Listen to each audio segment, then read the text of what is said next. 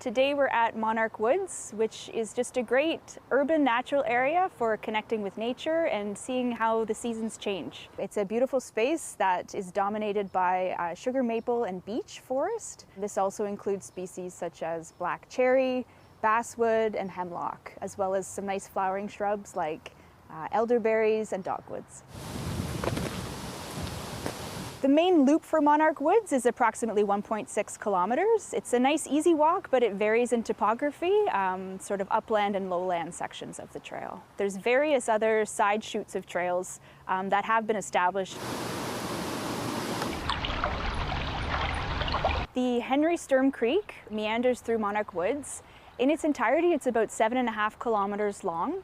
What's neat about the way that it cuts through the woods is it sort of divides and creates some really interesting topography.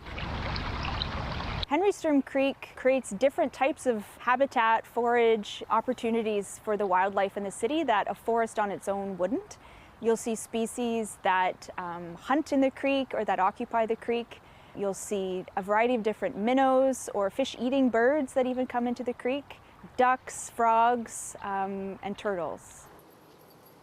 There's a variety of bird species that thrive in Monarch Woods, so woodpeckers, chickadees, goldfinches, and cardinals. How we can see that Monarch Woods is a healthy ecosystem is the different layers from canopy cover to understory to shrub cover, and then a herbaceous layer on the forest floor as well. So in Monarch Woods we have some great examples of really mature sugar maples, and we have one right here.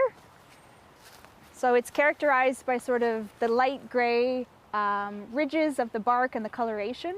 I would say this tree is at least, 60, 70 feet tall, probably more than that. And you can see it's characterized by the leaf that we know well, which is on our Canadian flag, which is the sugar maple leaf. So this is an example of sort of an urban garden center invasive species. This is periwinkle. What you can see behind me is the effect it can have on a natural area.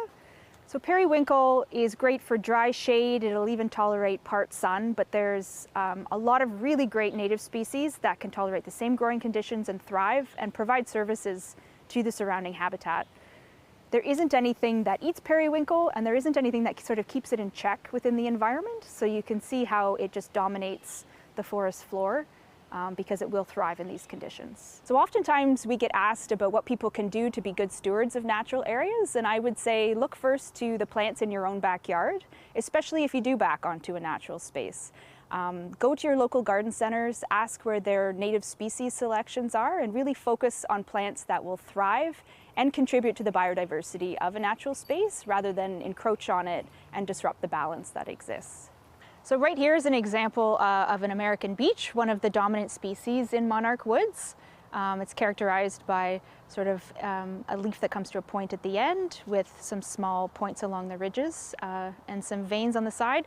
This is a tree that's still in relatively good health. You can see the bark is still relatively smooth as you go up the tree, and it has leaves all the way up to the top of its canopy.